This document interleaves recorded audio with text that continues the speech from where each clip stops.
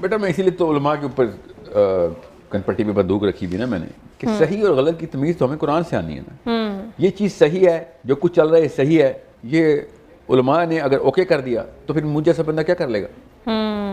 یہ جا کے بیعتیں کر رہے ہیں, یہ جا کے کنونشن سینٹر سے لے کے عام مسجد تک کنفیشن سینٹر بنا دیا انہوں نے کہ بس ہر چیز اوکے.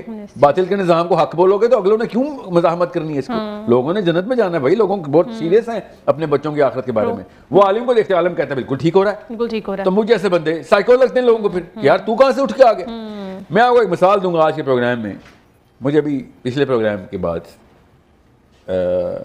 کسی اور چینل پہ تھا وہ پروگرام, وہ آپ نے دیکھا ہوگا اینڈ میں کاٹ دیا گیا. اس کے بعد انہوں نے مجھ سے پوچھا کہ آپ اپنے آپ کو کیا سمجھتے ہیں یار, what do you think you are, who do you think you are, اچھا and تم کیا کوئی عمر ہو یا تم کوئی علی ہو؟ اسے کیسے سوال کیا آپ سے؟ چھوڑے نام کو, اس سے کیا فرق پڑتا ہے؟ ڈیزگنیشن تو بتا دینا. پاکستان کے ٹاپ اسکالر ہیں بھائی. حشام صاحب کی بات تو نہیں نہیں بالکل میں ان کی بات نہیں. ریسنٹلی کوئی کنٹروورشل ایک آپ نہیں انہوں نے مجھ سے وہ اس میں وہ تو خود شرمندہ تھے ڈونلڈ ٹرمپ پہ, تو وہ ریئیکشن میں آ گئے تھے, اس لیے ان کو چھوڑا.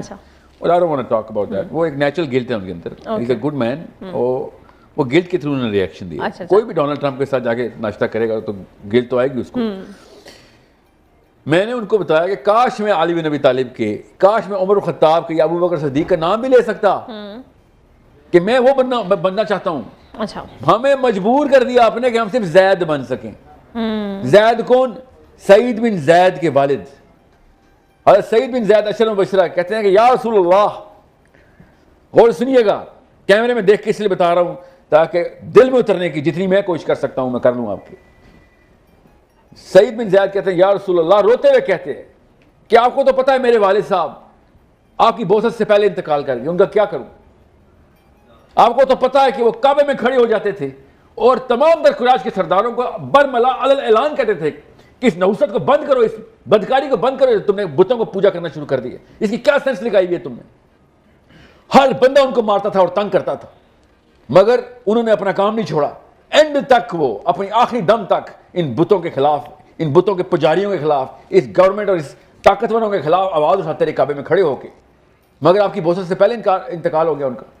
تو اللہ کے نبی صلی اللہ علیہ وسلم نے پتہ کیا ارشاد فرمایا, اور انہوں نے کہا سعید تیرا باپ آخرت میں اکیلا ایز این امت کھڑا ہوگا, وہ بحیثیت امت خود اکیلا فرد حشر کے دن اللہ تعالیٰ کے سامنے عزت پائے گا, کیونکہ وہ باطل کے آگے نہیں جھکا تھا, وہ اسٹیٹس کو اس نے نہیں سجدہ کیا تھا, وہ طاقتوں سے نہیں ڈرا تھا, اور علی اعلان بات کرتا تھا ان کے سامنے سینٹر میں کھڑے ہو کے.